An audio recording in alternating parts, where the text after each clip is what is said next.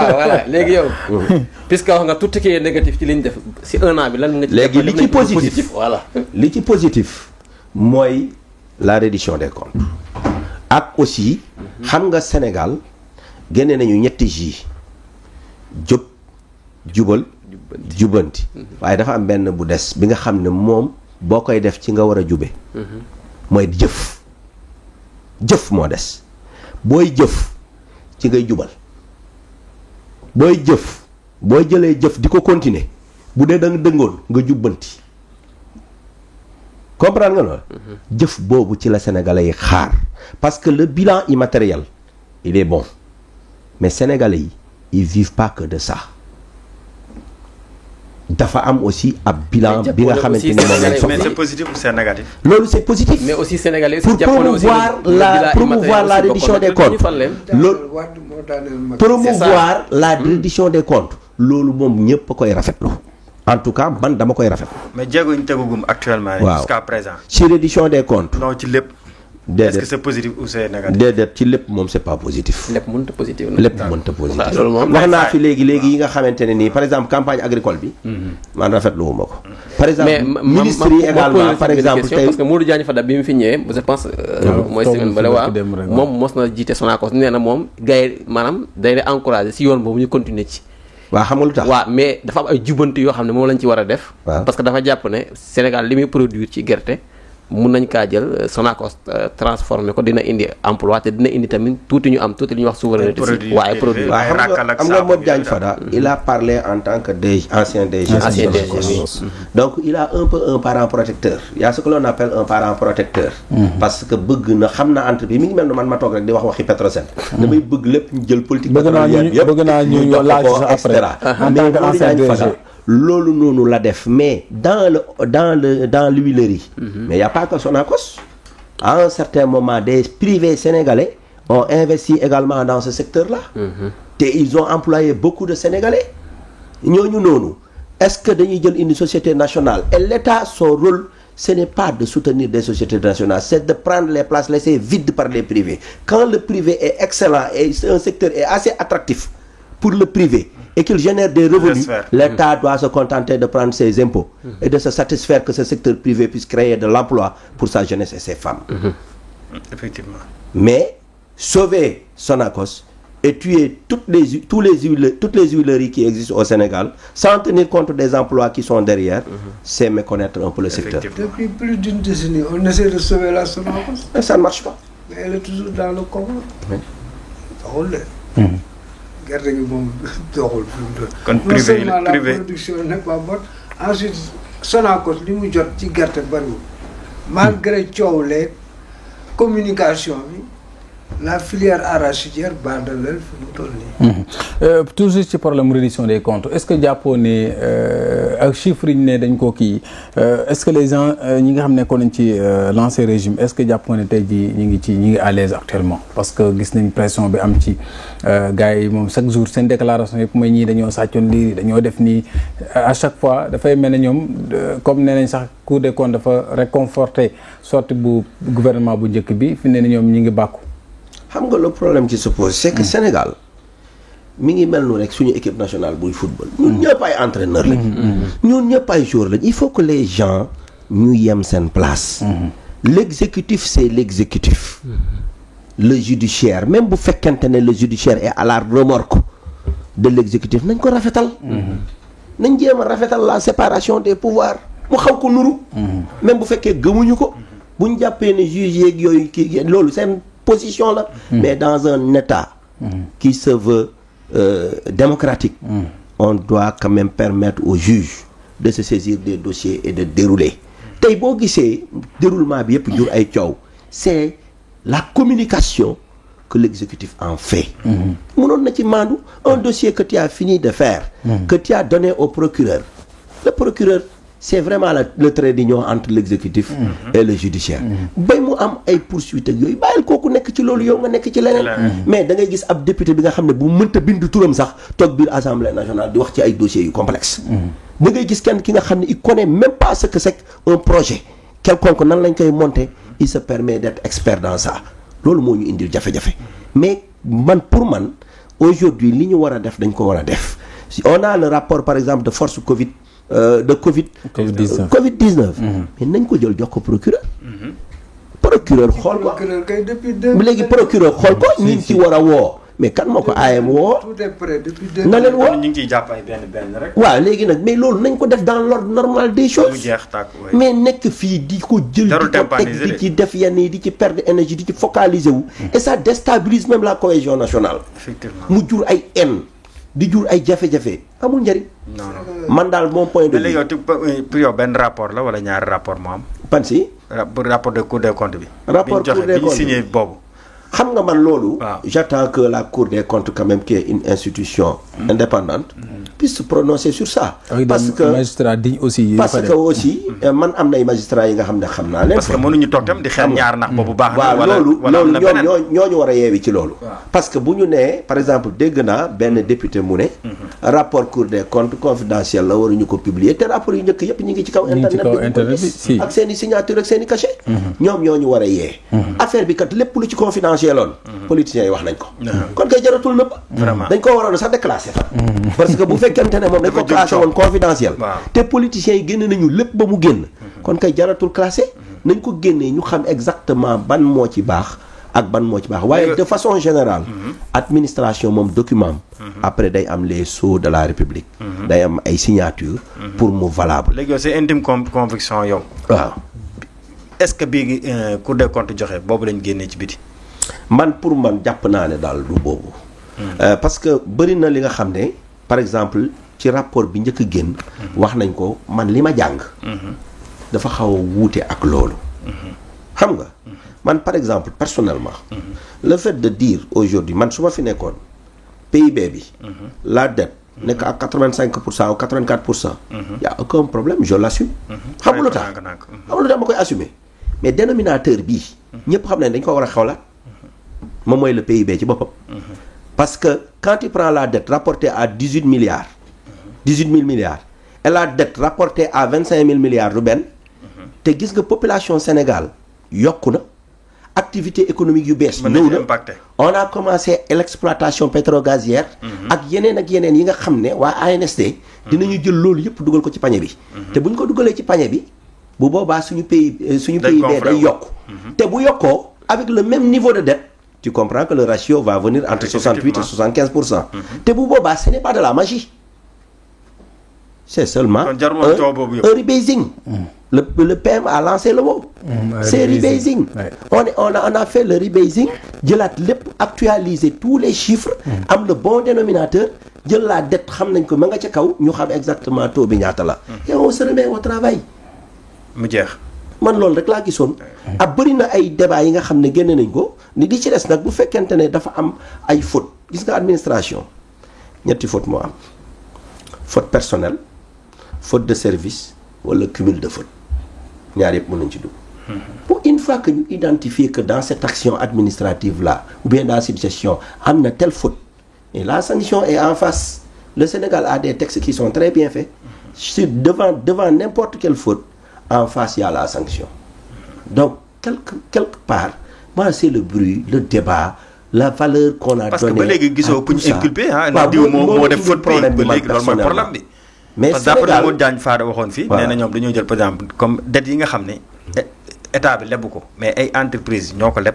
état bi garanti leen dañ ko ci boole ne état bi moo ko leb par exemple nga jël comme nga ne Sénélec dafa leb état bi garanti ko nga bëgg a jël boru Sénélec dugal ko ci boru état bi waaw ci méthodologie bi la rek xam nga booy defar un rapport dafay am une méthodologie et depuis méthodologie bi moom ci ngeen di déggoo moom mooy base de travail bi donc su fekkente ne man dans ma méthodologie ne la ma ne la boo gisee DKR mooy Dakar yow nga ne ma boo yow sa texte nga def boo gisee DKR mooy d'accord déjà maag yow mënuñu bokk li ñuy wax donc au début aussi bien dans la définition des concepts dans la méthodologie qui est utilisée mais mun nañu am man ak yow ay différences donc tey jii dans la dette l'État est une personne morale de droit public Petrosen est une personne morale de droit public ñëpp xam nañ ne Petrosen bu fekkente ne dans les projets pétroliers de Sangomar ou prenons Sangomar ou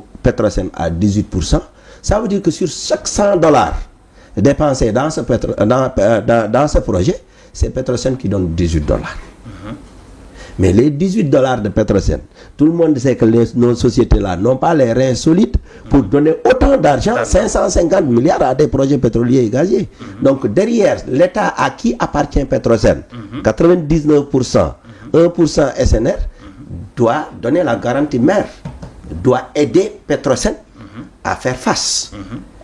Et maintenant, léegi nag loolu ñaari lecture mën na ci am yow mën nga jàpp ne loolu état bi moo ko lebu mais derrière bor bi dañ koy rétrocéder bindal ko Petrosen te Petrosen ci boppam dans son business model il est obligé d'inscrire le remboursement de cette dette là. léegi bor boobu nag ko wékk ci lofu léegi man bu doon man la man duma ko wékk ci boru au sens damay def daal la dette au sens propre. te keroog Diagne Fada loolu la expliqué. mun na nekk la dafa ne. waaw hypothèse la hypothèse la. non dafa ne il se peut que. non dafa ne ñoom dañoo jël boru état bi. non dafa ne jël boru entreprise yi.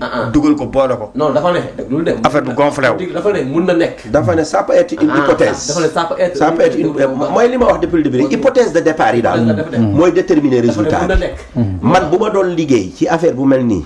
Je prends la dette de l'État. dafa ne mën na nekk que dañoo jël bor yi. Je fais une analyse. Après je fais la dette de l'État plus le secteur public et parapublic. ma boole ko. su boobaa dafa am ñaari politique.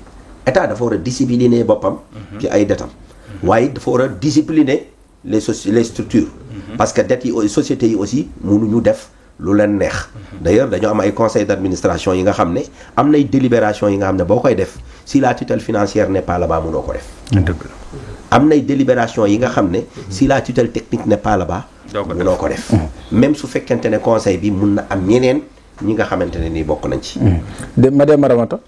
waaw man gis naa ne am na pouvoir bu bees bu fi ñëw depuis le 24 mars bon bis boobu heure bi ñaa ngi wax kan mooy gagné kan mooy kii affaire ci guddi gi nag après ñëpp daal amoon nañu presque la certitude que Diomaye jël na réew mi ci biir jëlin réew mi dama ci gis ay inédits yu bari bu njëkk bi mooy c'est la première fois dans l'histoire politique de ce pays un président de la République à quelques heures de la campagne nga reporter élection de l'ouverture de la campagne nga reporter élection yi beneen inédit bi aussi mooy président Diomaye moom au début présagé wuñ ko woon mais dem nañ ba concours de circonstance ku ñuy wax Ousmane Sonko ne jaañu benn slogan Diomaye mooy Sonko Sonko mooy Diomaye fexe ba teg ko foofu léegi nag nit ñi aussi les populations a adhéré mu am beneen inédit mooy moom c'est un jeune président parce que à 44 ans la jëlee réew mi beneen inédit bi aussi mooy 54% ak lu topp la gagné réew mi opposant au premier tour. beneen inédit bi qui est un peu social mooy pour la première fois on a un président de la République polygame. loolu mosul am ci réew donc cette somme d'inédits yooyu moo def léegi nag population aussi avait une soif énorme de changement dañu bëggoon changer et de exprimer nañ wane nañ ko parce que le pouvoir bi fi nekkoon dafa demoon ba benn instant daal ñu bari amoon lu leen naqari ci moom ci wàllu ni mu doon doxalee ci wàllu aussi ñi mu doon jàpp di tëj ci wàllu doole ji mu doon jaay. ensuite mal gouvernance bi ñu bari scandale yi bari woon na sur le scandale foncier ak financier yooyu bu dajaloo nag il y avait un rejet énorme du côté des populations ñu voté massivement en faveur léegi nag kii bi ñëwee dañuy ñëw ak yaakaar ju bari ñu jaay ñu benn projet nit ñi aussi yaakaar leen ci yooyu mais bi ñu ñëwee li ñu njëkk a def mooy assise de la justice bi ñu ko defee ñëpp a tàccu parce que assise de la justice jàpp nañ ne justice dañ ko soxla woon mooy parce que réew mi dafa demoon ba justice était devenu un grand malade donc bañ demoon ba le rapport entre le justicier et le justiciable s'est effrité ba nga dem les Sénégalais avaient perdu confiance en leur justice ils avaient perdu confiance aux hommes qui les incarnent léegi nag il fallait essayer de tendre vers une réconciliation entre la justice et son peuple. Parce que la justice est rendue au nom du peuple. Donc peuple boobu daf ci war a gis boppam. Léegi nag foofu dafa sooxa woon tu vois léegi nag ensuite dañu am benn cat boo xam ne sunum réew dañu am ñaari faiblesse majeure. Benn mooy le chef de l'État et chef de parti. Boo nekkee chef de parti tu es chef de clan. Boo nekkee chef de clan par essence tu es partisan. Donc da ngay protéger say ñoon. Léegi nag dañuy assister à un culte de l'impunité. Ñu bari dañ ñi ma woon boo gisee yu bari feeñaan nii sax parce que ki leen doon protéger nekku fa. Boo gisee moom waxal na ko boobu am na dossier yoo xam ne j'ai mis le coup donc yooyu dalay woon ne ensuite la justice aussi est très souvent li ci ëppoon lu bari day inféodé à l'exécutif. Ce qui fait que ñi nga xam ne ñooy war a dogal justice bi dañuy regarder toujours dans la direction voulue par le pouvoir en place wala indiqué par le pouvoir de manière subtile quoi. Léegi nag yooyu yëpp bu dajaloo dañ doon ba justice dafa xamul ne moom le juge dem doona j'ai démissionné d'une justice qui a démissionné. Léegi nag ñii bi ñëwee dañu bëggoon faire renaître l'espoir, faire réconcilier la justice ak son peuple. Léegi nag teg nañu ay assises am na ay recommandations yu ñu def mais ba léegi sooxe na. li tax sooxe na kii am na bu mu cité le conseil supérieur de la magistrature. ñoom dañ ko yàgg a wax. ne ñoom bu ñu nekkee président bu ñu yoree réew mi président dootu siéger au conseil supérieur de la magistrature mais dafa mel ni dañoo changer de perception. parce que Diomaye nee na mu nekk ci ak mu bañ ci nekk mais tout ça c'est pas clair léegi te ba léegi aussi moom mooy siéger beneen parce que wax nañu aussi soxla nañu ay juge des libertés. parce que juge des libertés dafa baax ci ab kii parce que sunum réew mandat de dépôt dañ koy foye léegi juge des libertés boobu bu dina taxaw ne sëñ bi kii ngay bëgg a yóbbu jaru ko. kii lan la def bëgg a yóbbu donc. d'autant plus que ñoom dañoo wax ne day wóoru li gën a bon mooy nga jàpp ni kii di wëri da nga war a wëri ba pare doo koo jëli. donc yooyu yëpp ak léegi nag. institution yi aussi. parce que boo demee pare xam nga ku yokk ku yekk kii cere. doole ñeex. parce que suñu justice conditions yi nekk boo demee dugg ci bureau juge yow da ngay ne wax lii na war day am dossier yu réer ñu jël ni di ko denc foofu ay at yu bari donc yëpp ci réforme yi la war a bokk. léegi nag beneen mbir mi aussi mooy urgence yi le coût de la vie ki wax na ko léegi le coût de la vie est très élevé.